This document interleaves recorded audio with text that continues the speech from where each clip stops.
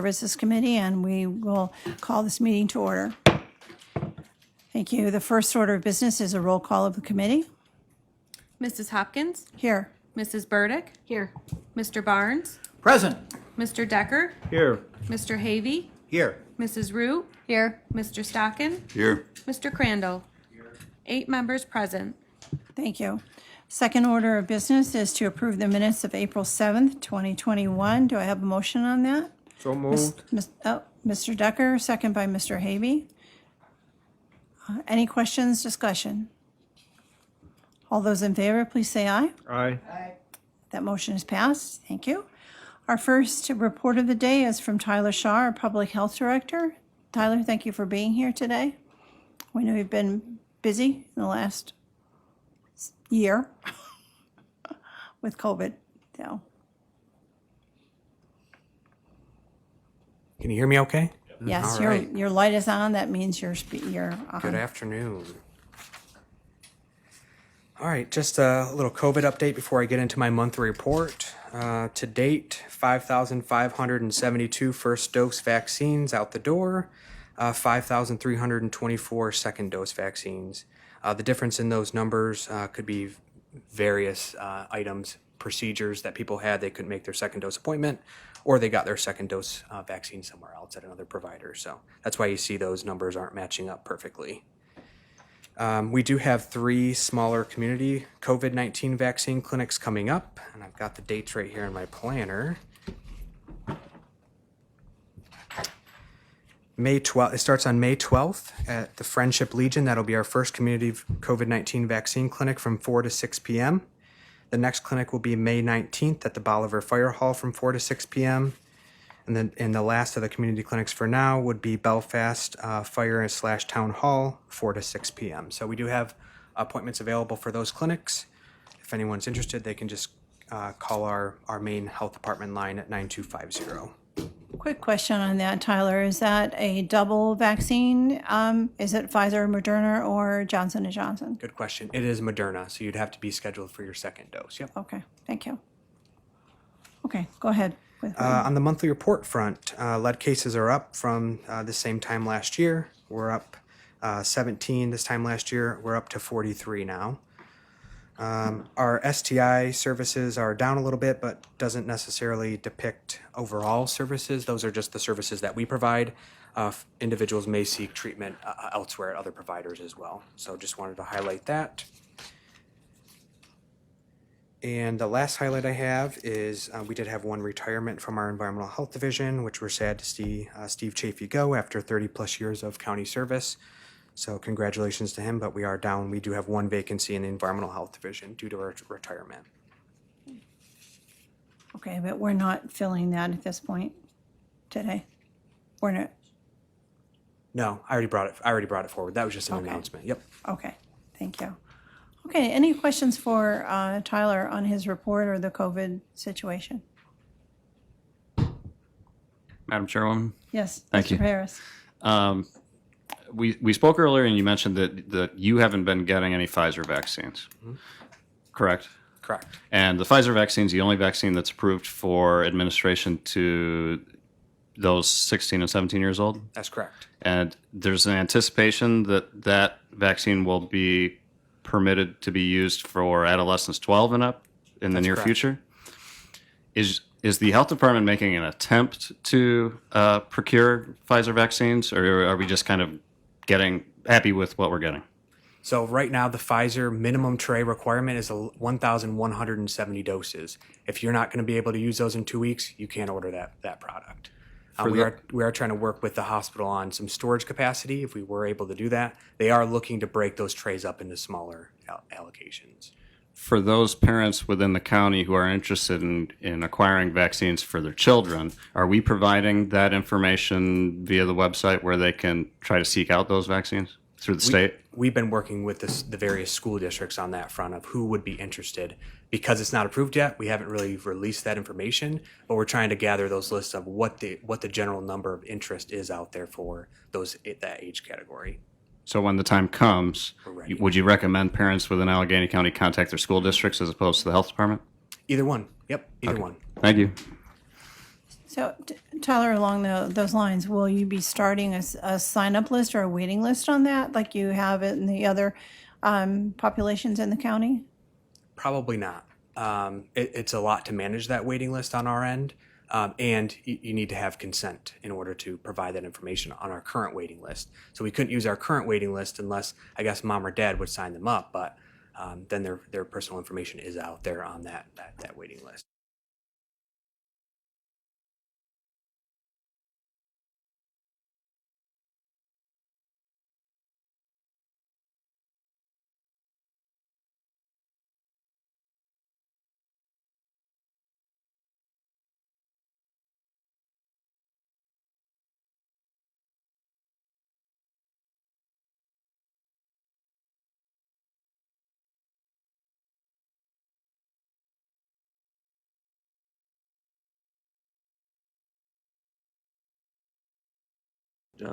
What is that called again? What's the proper title for that? Public health sanitarian? Public health sanitarium. And is that a civil service position? That's correct. Okay. Is there a current list for that position? I'd have to talk to HR. I don't believe so. Okay, okay, thank you. Okay, yes, Mr. Barnes. Just a quick question. Is the Johnson & Johnson available in the county? Yes, we Now do that have it's we back- do have some on hand. Yep. Okay. Right now, our clinics are Moderna clinics, but if someone's interested in Johnson & Johnson, we certainly could get them on a list as an interest list. We're trying to gather those, kind of group people so that we're not wasting any vaccine. Okay, good. Just before we move on to the renewal of your contracts that you have, I just wanted to mention also that Mr. Shaw is continuing to serve in the Army National Guard, and we thank you for your service along with the other members of our county staff that serve us. Anything you'd like to say about that, Mr. Shaw? Captain Shaw? No, not right now. Thank you, though. Thank you. Thank you. Okay, let's move on then. We have one MOE for you. If you would like to tell us a little bit about that, and we'll get started on it. Yep. It is a renewal for our preschool transfer.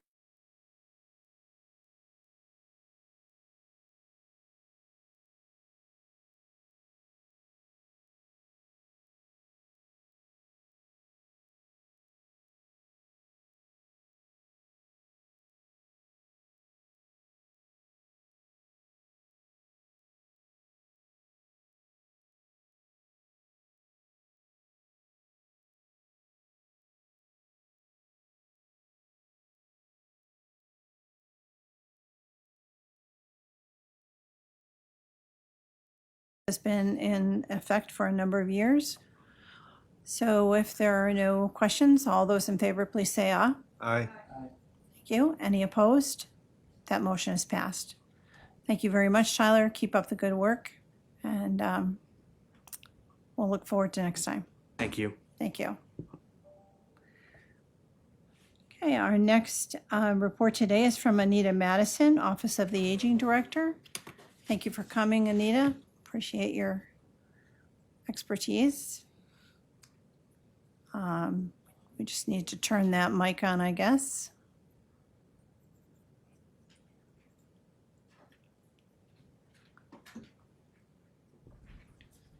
Okay, thank you. The floor is yours. Good afternoon.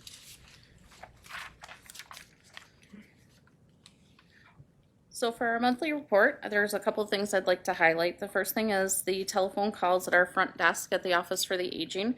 This month compared to the same time last year, 1,021 calls at our front desk last year, and this year 3,865 calls at our front desk. A couple other highlights that I'd like to bring your attention to is the information and assistance. This is individuals who have called and just needed to know what's available in Allegheny County for older adults. Last year at this time we were at 2,469.5 units. This year we're at 5,953.75 units. So our office at the front end has been very busy, and our staff are trying to get information out to older adults across Allegheny County. The other highlight would be our Meals on Wheels. Last year at this time, it was 8,826 meals for the month. This year, it's 10,052 meals that were delivered. It's phenomenal. And your staff and volunteers are able to keep up with that They are keeping up with it, yes. as best they can. Yes. Mr. Barnes?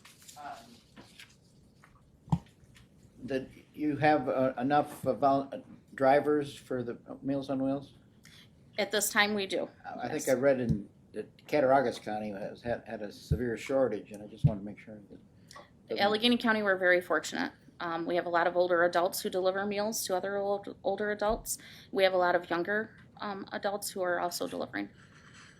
So not a problem. Not at this time. Let's keep it that way. Right. Mrs. Root? I have a question about, and it's probably obvious, but I'm going to ask it anyways. The increase in phone calls and the number of information and assistant, is this mostly COVID related or other type of services? I would say it's a combination of both. We do have a COVID line on there as well, COVID services, which was 2,945 units. So we do separate those out. Some people who call looking for COVID information, they end up receiving other information about services. So we do have those separated for that purpose. You're welcome. Any other questions? Madam Chairwoman, Yes, Mr. Harris. I was reading yesterday that the contains funding for senior citizens and offices for the aging. And yesterday they released some funds. Do you have people in your office that are on top of that funding and are just keeping an eye on what opportunities we have at the federal level for support for you guys? Absolutely. So we are on a number of state calls with our NYSOFA director, Greg Olson, who is managing that information, and the NGAs will be coming to us. So our accountant is on there, as well as my deputy director and myself. Quick follow-up. That funding, is that going to be siphoned through the state to you guys, or is it direct funding? It will be siphoned through the state. Okay, thank you. You're welcome. And to follow up on that, do you have any totals of what kind of funding your office may be receiving yet? Not at this time. We have a figure as far as the state goes, but each allocation for each county has not been given yet. We have a call tomorrow, so I'm hoping to know more information tomorrow at noon. Okay, thank you. Good. One other highlight that I'd like to point out is our tax program. I try to bring attention to this because this program is tax services for the elderly, and it is completely run by volunteers. So if we don't have volunteers to run this program, it would not be in existence. This year, from February 17th to April 10th, we served 375 older adults. The average return was $993. The total adjusted income was $26,748, and the total amount of refunds that we brought into Allegheny County for our older adults was $325,828. That does not include the cost savings to our older adults that they would have had to pay to have taxes prepared by a tax preparer, which ends up being about $49,125, and that's an average of about $125 for a fee to prepare taxes. So it could be higher than that, but we took the average for our region. That's incredible. That we are so fortunate to have the volunteers that we do in this area, and we're very grateful for that. So we can always use more volunteers, though, right? Absolutely. Yeah. Thank you and we're glad you kept track of all of that as well. It's a huge amount that's coming back to Allegheny County that could go elsewhere. So I believe Mr. Barnes has another question. Yes.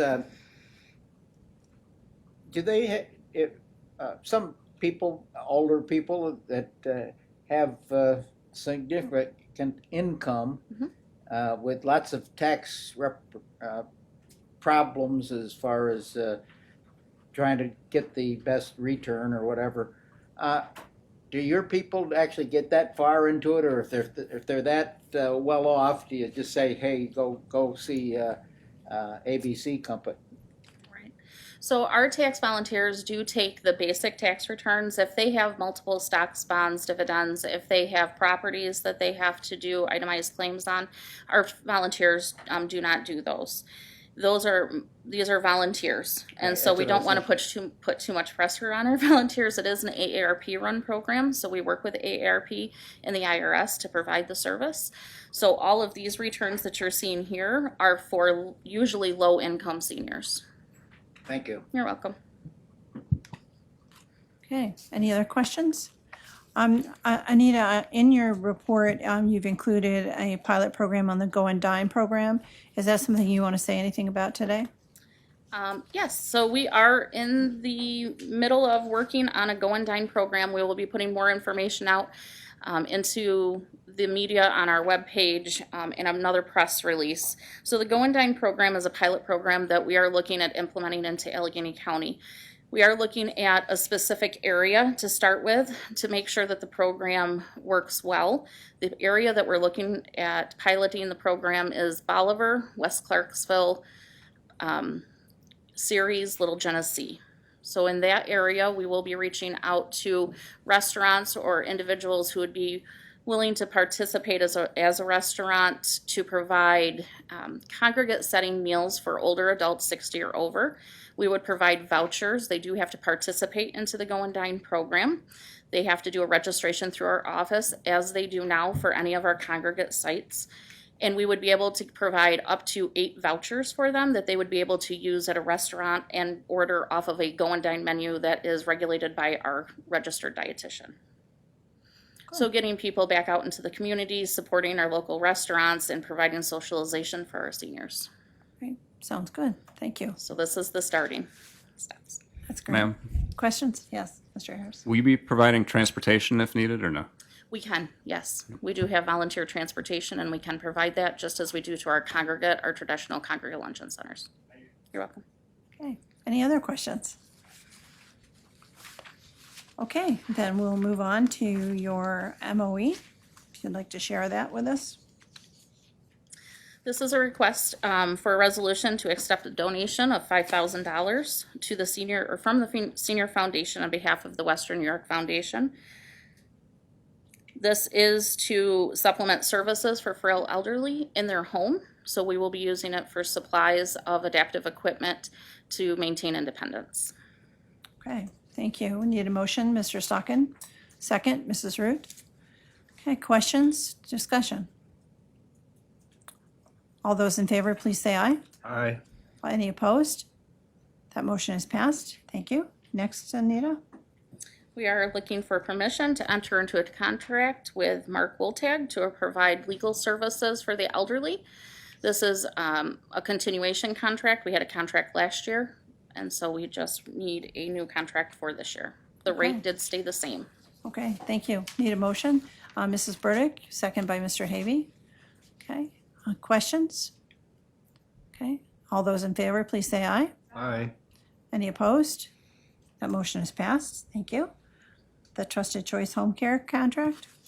We're looking for permission to enter into a contract with Trusted Choice Home Care.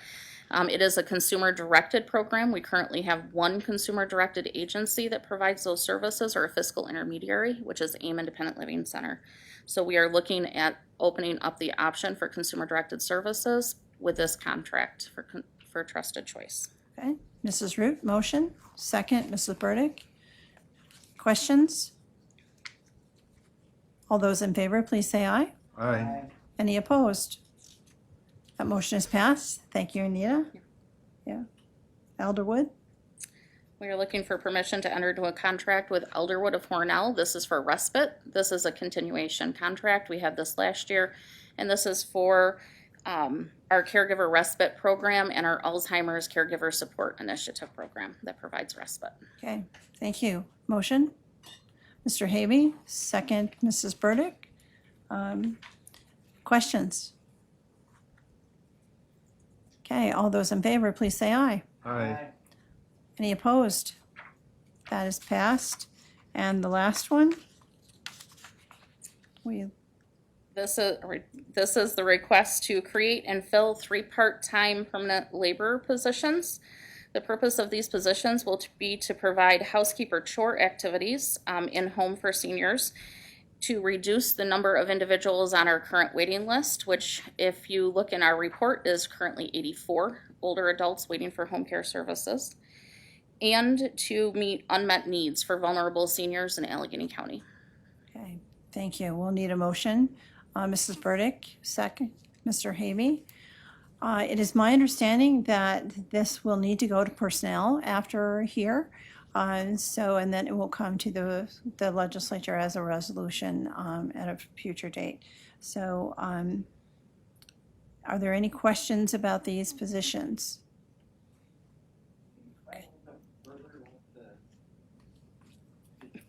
Can you explain a little bit further what this is actually all about? I mean, somebody comes in and cleans their houses for them, is that what?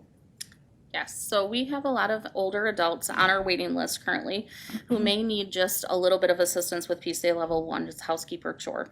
So somebody who would be able to come in, do laundry, change bedding, vacuum, clean out the refrigerator. And that does not need to go to Elixir or State Home Care Agency if we had services that could provide that level of care. If they need personal care, which is PC level 2, then we would still use our contracts, and we will still use our contracts with any of the Elixis that we have and our consumer-directed contracts. So this is really just to supplement. It's not fair, in my opinion, to have somebody who's waiting for 4 hours of home care to have a vacuum ran on a waiting list because we don't have the aid coverage when I can use a laborer to go in and do those chores. Now, who actually does this?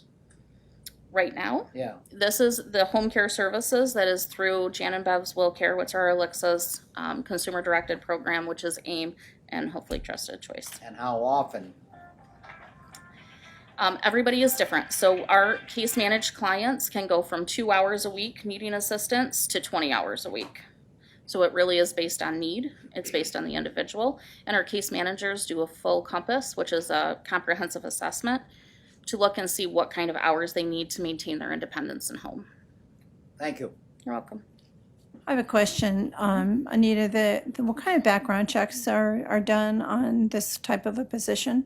So this would be a county position. Anything that is hired as a county employee, it would be in place. Thank you.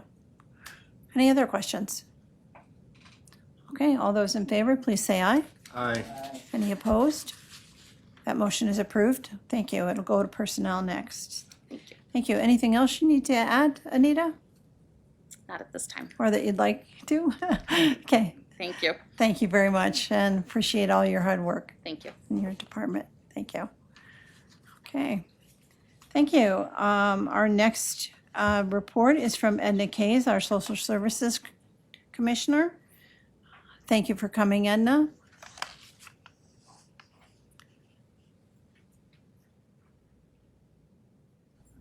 Thank you. Good afternoon. Thank you. So you have our monthly report and some highlights on the report. I think to accompany Mr. Starks from probation, his information that he gave to you today about PINs and truancy, we're also seeing an uptick in hotline calls on educational neglect because schools are, children don't seem to be tuning in remotely as well as they would if they were in school. So we have seen an uptick in those reports. We really try to build a relationship between the parents and the school and the child to try to alleviate further reports on that. Also, good news is we have had the Child Advocacy Center for 1 year now. And so thank you very much for your support and all the help that it took to get it going. And I think it's operating pretty well. We are looking at making a contract with a lab so that we have a lab with our medical component of the program. And so we look forward to future growth in the area of the Child Advocacy Center. So thank you so much for your support. And I think we're getting there, which is what the county administrator keeps telling me. We'll get there. So that's really, those are my highlights. If you have any questions. Mr. Barnes. Yeah, the Advocacy Center, now that's in association with the Cattaraugus County, is that correct? Yes, we cover both So- counties. From your perspective, everything's great. Are they happy with what's going on in Cattaraugus County? Or they have any complaints or?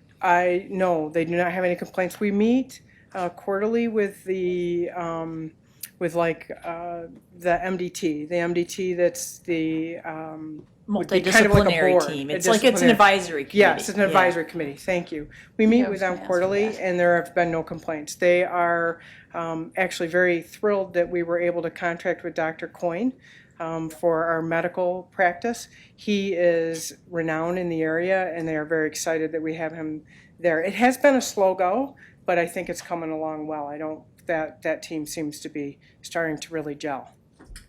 And a follow-up question on some of the other things that we're going to be talking about here shortly. Foster care, why is it that we have to contract with about more than a dozen different agencies?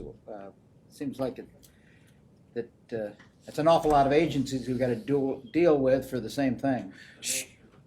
It really is the nature of the beast, and the fact that these agencies are shared amongst many counties. So when we start to look for a bed for a child, we'll call many of these agencies, and they may be full. So we have to keep calling different agencies to find that bed that's open to care for that child. Also, some of these And when you agencies, say bed, you're talking about a child who needs to be taken out of the home and placed someplace. yes, would need a vacant bed, and so we have to search for a vacant bed, and so we need a vast amount of resources to do that. And also, some of these agencies service different needs that the children might have. So a child might have more mental health issues, so they might go to a foster care center that would service those mental health needs, as an example. Thank you. Yep. Okay, thank you. Mr. Harris, did you have a question? I can go after Mr. Graves if he's got some. Okay, Mr. Graves. All I was going to comment was that just because they're on this list doesn't mean that we're paying them anything, right? No, we only pay them when we use When them. we use them. Yes. Very good, thank you. And I think we should finish the agenda items before that we get there, and unless your question is, It's not in regards to foster care now. okay, because we'll cover those. Ms. Madison was describing her office's efforts to keep on top of potential federal funding sources through the American Rescue Plan. Can you describe how your office is doing that? There doesn't seem to be any options at this point from the American Rescue Plan that I have seen. Have you seen any, Doc? Oh, ERAP. Oh, thank you. ERAP. So we have been keeping track of, and I apologize, we have been keeping track of the funding for the rental assistance. So if a tenant hasn't paid their rent in the last 12 months, there's funding that's going to come out, and it'll probably be mid to late May, where the back rent can be paid up to a 12-month period. And the tenant can apply for this rental assistance. They need to do it in conjunction with the landlord. If they do it in conjunction with the landlord, then that money goes directly to the landlord. The money will never go directly to the tenant. It will go directly to the landlord. If the landlord is not a part of that application process, but the tenant still applies, the money will be held for 180 days, hoping that the landlord will jump on so that the landlord can get paid. There will also be some money there that will pay going forward for 3 months to try to prevent eviction, in the hopes that that tenant will be able to maintain their home and not end up being evicted or homeless or something like that. So the Office of Temporary and Disability Assistance is they are going to handle that. We won't handle it individually in our office, but they will send us some funding to help advertise, to help make those connections within our community so that we can get the word out and folks will know that money is coming and that they can apply for it. But it'll be a portal. It'll be done on a portal, and it'll be managed by New York State as opposed to the county. Thank you. Okay, any other questions? Okay, we'll move on to the provisional social welfare examiner position. So this position is the backfill for the senior social welfare examiner. And if I have a backfill that has to come from outside, I need to bring that back. So that I am bringing that back. It is a social welfare examiner position based off of a promotion. The annual salary of the position is $35,000 to $42,000 per year. Cost of the benefits are $13,000 to $16,700 thereabouts per year. 38% of the funding is county, 10% state, 52% federal. Okay, thank you. We need a motion. I'll Mrs. make the Root? motion, and I see it has all the proper signatures on all her forms for all of these positions. Thank you. Thank you. Thank you. Mr. Stockin, second. I don't know what that was about, but okay. Thank you. I was actually going to mention that as well. So we appreciate the complete application here. Any questions about this position? Okay. All those in favor, please say aye. Aye. Any opposed? That motion is passed. Thank you. Edna, the next one is the senior typist position. This is the same situation. The senior typist was a promotion. There is no buddy within the agency to be promoted to senior typist, so we would need to go outside. So that annual salary is $31,000 to $37,000. The cost of the benefits is $12,000 to $14,500 thereabouts. The source of our funding position is 38% county, 10% state, and 52% federal. Okay, thank you. Yes, Mrs. Root. Thank you. Second, Mr. Havey. Any questions about this position? Okay, all those in favor, please say aye. Aye. Any opposed? That motion is passed. Thank you very much. Okay, then we have several contracts to go through, but we will be able to take them in one motion here, but then they will become separate resolutions as they come to the board. So I know some of us will be very happy about that. May I speak of one, please? Yes, of course. And I wanted to thank you for the questions before. I just didn't want to get distracted into this issue before we were ready for it. But thank you for your explanation of what these contracts are for too. So go ahead.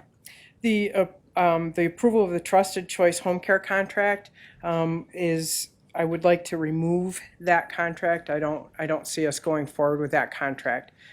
Brenda, I'm sorry that I didn't get to your office earlier today, but if we could remove that contract, I would appreciate that.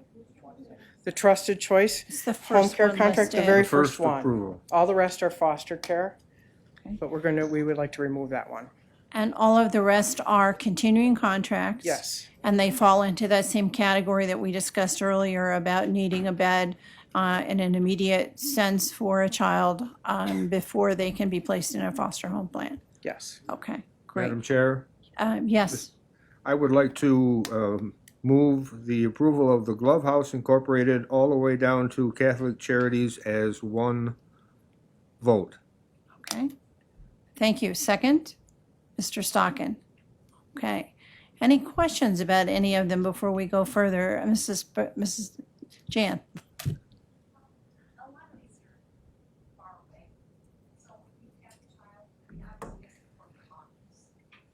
Jan, your mic. Sorry, I thought I turned. I'm sorry. Some of these are quite a distance away, which is probably the corporate office that the contract is with. But do you try to keep these kids as close to home as possible? I mean, or do you have times where you really do have to send them away? We are required, there's a lot of steps before we get to these, but we are required to first, we have to look at the lowest level of care that we can provide for a child. So we look at things like we look at things like family, relative resources, even resources within the community that might be able to have the child in their home.